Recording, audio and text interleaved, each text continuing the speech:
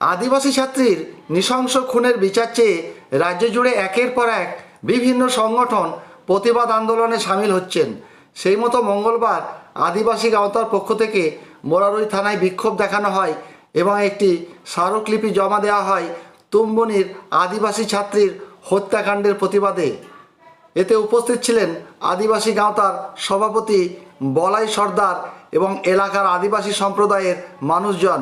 মোরারই থেকে দীপু মিয়ার রিপোর্ট, জনগণ নিউজ। কি প্রোগ্রাম এটা আপনাদের?